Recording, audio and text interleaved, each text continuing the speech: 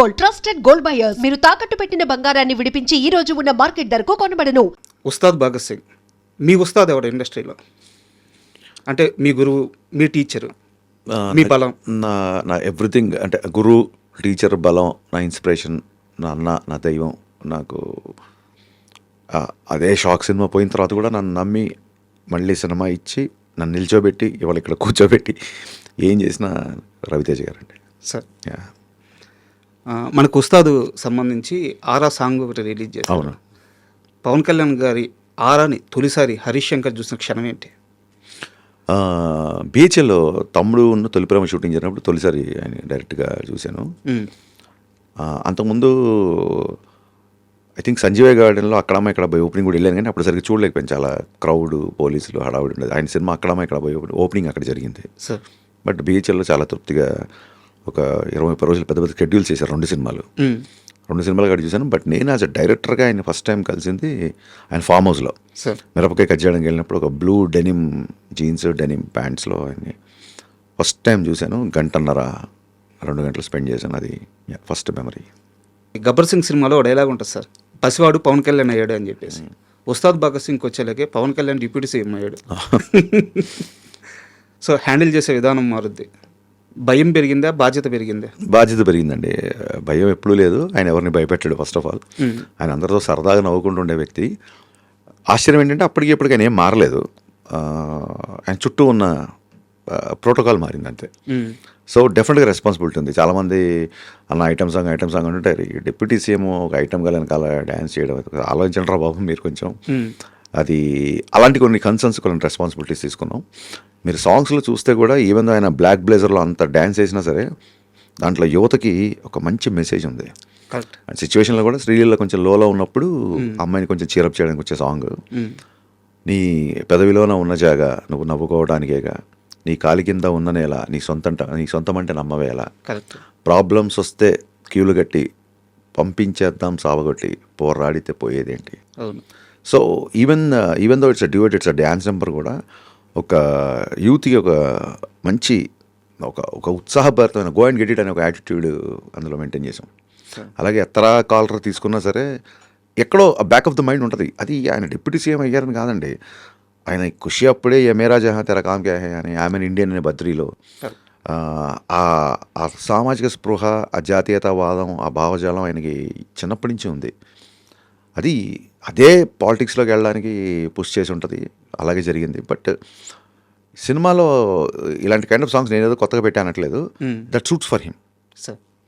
ఆయన నుంచి ఏదైనా చెబితే వినాలనుకుంటాం. అందుకే ఆ 2 సాంగ్స్, ఇది మాస్ నెంబర్ అయినా అది డ్యాన్స్ నెంబర్ అయినా, రెండిట్లలో కూడా మీరు అందులో కూడా చాలా ఇన్స్పిరేషన్ ఉంటుంది. తుపాకీలో తూటాల రెడీగానే ఉండాలా, ధనాధన పేల్చి తుప్పు రేగొట్టే టైం వస్తే ధనాధన పేలాల, కోట మీద జెండాల పొగరే నీలో ఉండాలా.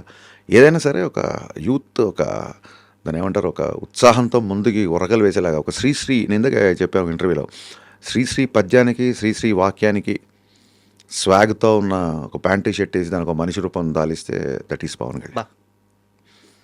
అండ్ మనం కన్వర్జేషన్ తెలియకుండానే లిరిక్స్ మీదకి వెళ్ళిపోతుంది కాబట్టి నా దగ్గర ఇంకో స్పెషల్ క్వశ్చన్ ఉంది సార్. చెప్పండి. మీ సినిమా టైటిల్స్ కార్డ్స్ పడేటప్పుడు ఒక షాక్ తప్పించి మిగతా అన్ని సినిమాలు చాలా వరకు ఫస్ట్ ఆ టైటిల్ కార్డ్స్లో ఫస్ట్ పడేది లిరిక్స్. అవునండి. అవును. ప్రతి సినిమా. అవును. ఏ సినిమాకి అలా వేరు. అవును. ఎందుకు అంత ప్రత్యేకంగా లిరిక్ రైటర్స్కి మాత్రమే అంత మొదటి స్థానం ఇస్తున్నాను? ఏం లేదండి, నాకు సరస్వతి ఉన్నవాళ్ళు ఎవరైనా సరే నేను సాష్టాంగ నమస్కారం చేసి మోకరు వెళ్తాను. అందులోనూ నాకు చిన్నప్పటి నుంచి నాన్నగారు తెలుగు టీచర్ అవడం వల్ల చిన్న పుస్తకాలు, సాహిత్యం టచ్ ఉంది. నా ఆఫీస్లో నా పూజ గదికి ఒక పక్క ఇళయరాజా గారు, ఒక పక్క వేటూరు గారు ఉంటారు. అంటే దేవుళ్ళు డైరెక్ట్గా మనతో ఇంటరాక్ట్ అవ్వలేక సంగీతం రూపంలో రాజా గారిని, సాహిత్యం రూపంలో వేటూరు గారిని మనకు పంపించారనేది నా ప్రగాఢ నమ్మకం. నేను అదే ఇల్యూజన్లో ఉంటాను, నేను అదే ట్రాన్స్లో ఉంటాను. అదే నన్ను ముందుకు తీసుకెళ్తుంటుంది. అదే నాకు అంటే ఇప్పుడు మీరు అన్నారు సార్, షాక్ సినిమా లిరిక్స్తో మీ యొక్క దాంపత్యం స్టార్ట్ అయింది అని.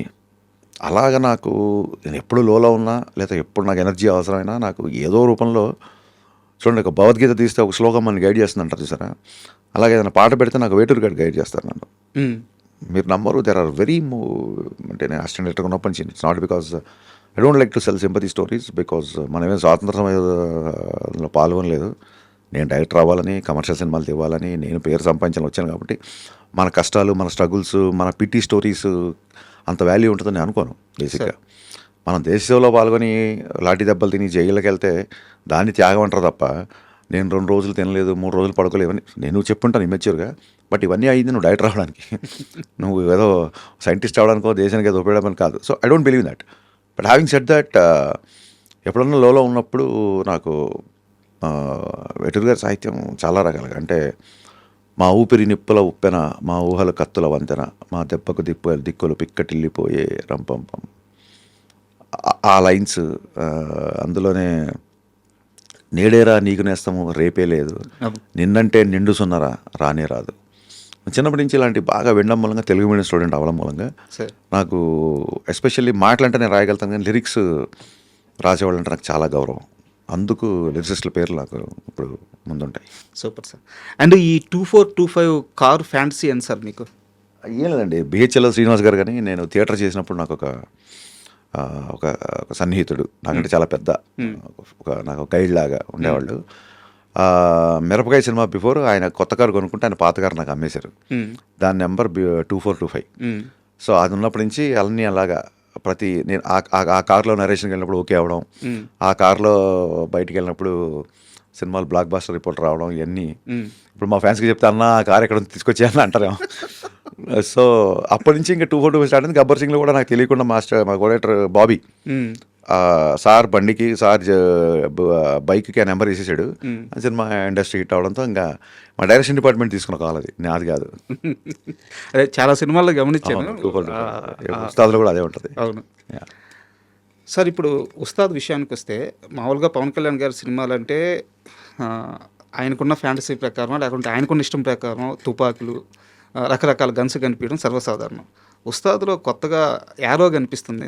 అవునండి, బాణం అనేది ఐ థింక్ నాకు తెలిసి అంటే దాన్ని ఏమంటారు, కథని సపోర్ట్ చేసే దీంట్లో ఒక ట్రైబల్ కుర్రాడు, చిన్నప్పటి నుంచి